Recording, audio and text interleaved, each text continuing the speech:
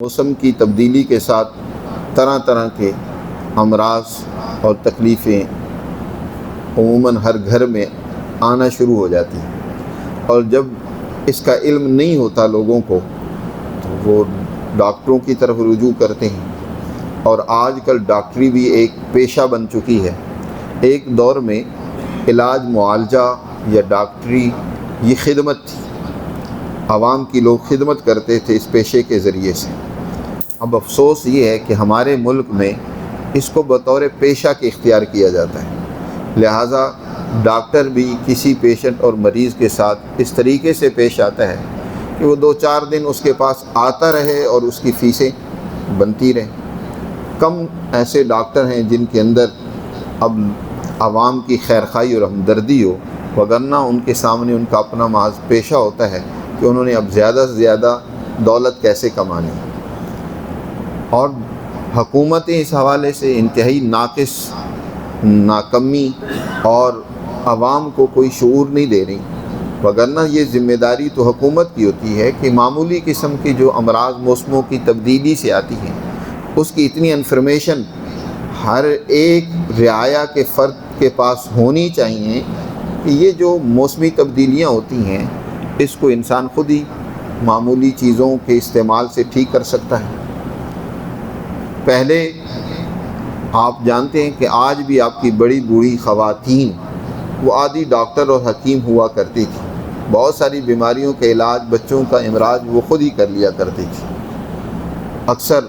گھر میں ہماری بڑی بوڑھی خواتین اجوائن رکھتی، پھکی بنا کر رکھتی تھی، پیٹ میں کوئی تکلیف ہو گئی، اور بعض ان کے ٹوٹکے، جس کو ہم ٹوٹکے بولتے ہیں، وہ ٹوٹکے نہیں بلکہ مکمل اور بہترین علاج ہوتا تھا، ایسے ہیں اور ایسے کارآمد اور مفید ہیں، نقصان ان کا نہیں ہے، اور لیکن وہ استعمال کرنے سے فوراً علاج ہو جاتا ہے۔ اور پھر ہمارے پہلے دور کے حکماء،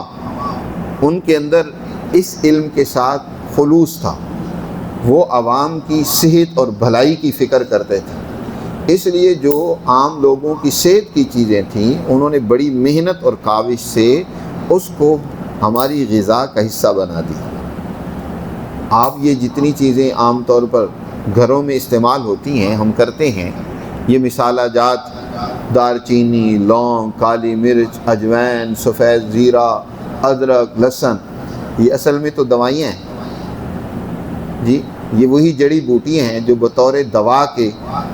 آج بھی استعمال ہو رہی ہیں، پہلے دور میں بھی استعمال ہوتی تھیں، لیکن ان کو ہماری غذا کا حصہ بنا دیا حکماء نے،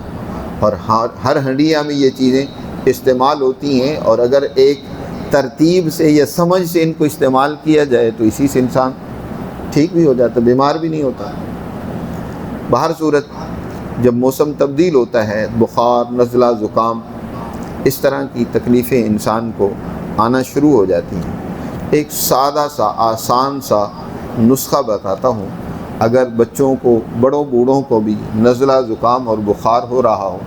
بس ایک قہوہ دن میں 3 سے 4 مرتبہ لیں، انشاءاللہ اسی سے ٹھیک ہو جائیں گے۔ گل بنفشہ پنساری سے مل جاتا ہے، پہلے عام گھروں میں ہوتا تھا لیکن اب گھروں سے یہ چیزیں نکل گئی ہیں۔ گل بنفشہ لے لیں، 7 گرام،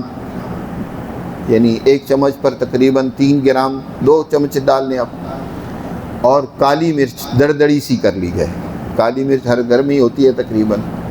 2 کپ پانی کے اندر ڈال کر اس کو پکائیں، اتنا پکائیں کہ 1 کپ پانی رہ جائے،